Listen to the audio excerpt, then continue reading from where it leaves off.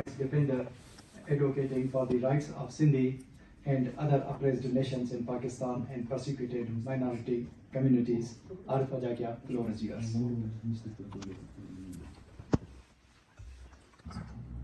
Honorable panelists of doctors, Dr. Charles Graves, Dr. Hidayat Bhutto, Dr. Lakhul Lohana, Dr. Nasir Dashti, Dr. Naeem Baloch. Distinguished ladies and gentlemen, good afternoon.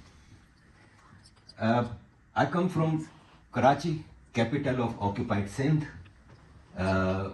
We have been exploited since 78 years by Pakistan's Punjabi elite and Punjabi army. Same happens to other places of Pakistan like Pakhtuns, like Baloch and Sindhis. We face atrocities at the hands of Pakistan army, Pakistan's Punjabi elite. Before coming to Sindh, I will start with my colleague, my friend from Bangladesh. He spoke about the situation, the same situation they were facing when they were East Pakistan. After East Pakistan became Bangladesh, an independent state, they came, the Punjabi army, they came for Sindhis, Baloch and Pashtuns. First, Balochs were targeted in 1973 by air bombarding Baloch localities, Baloch areas. Then there was a brutal military operation against Sindhi villages in interior Sindh in late 70s when Sindhi Prime Minister Zulfikar Ali Bhutto was hanged in a false case which later on Supreme Court declared that it was a judicial murder. And to stop the retaliation from Sindhis, Sindhi villages were air bombarded by Pakistan's brutal covert army in late 70s, in early 80s. And since then, Sindhis have been made slaves. Their lands have been occupied by Punjabi army.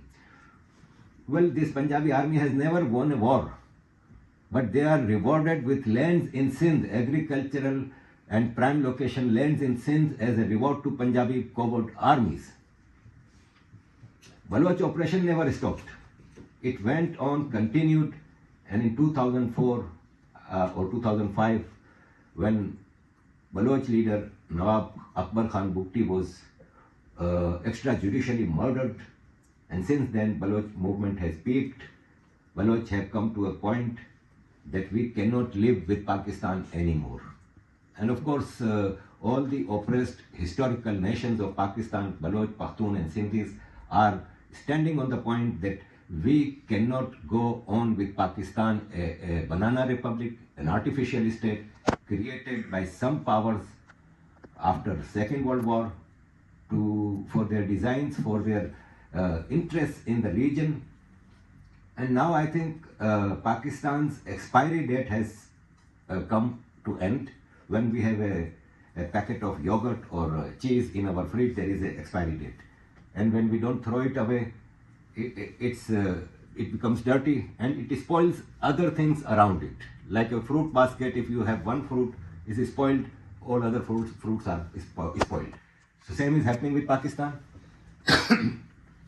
Punjabi elite, Punjabi army is conducting military operations and civilian operations like in Sindh. And it is spoiling entire region.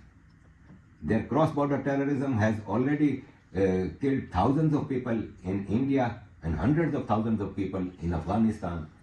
The war which they fought in Afghanistan was to earn billions of dollars from United States, and those billions of dollars were invested in Punjab, went in the pockets of corrupt army generals and Punjabi elite.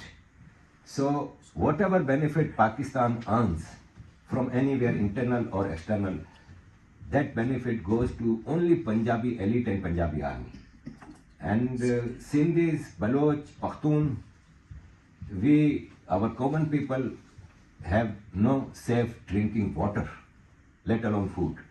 So I think that today Pakistan is on ventilator in ICU, and the world can see that this artificial country, this fake country is no more in interest of anyone.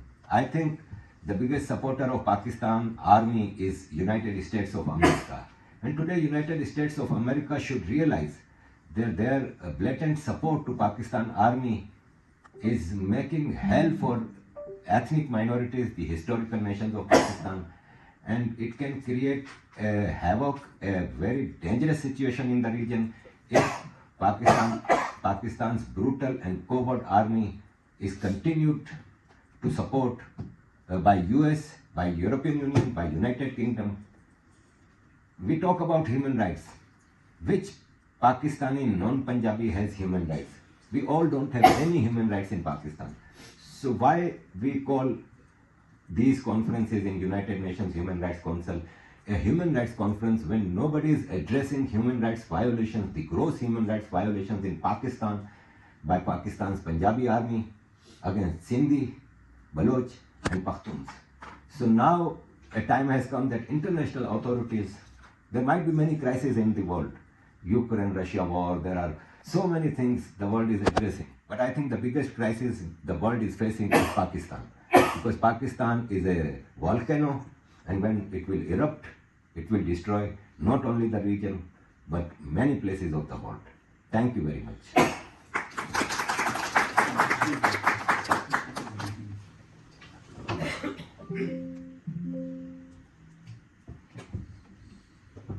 Thank you, Al-Fajakia. Such a nice speech and nice presentation on highlighting all these issues we are suffering.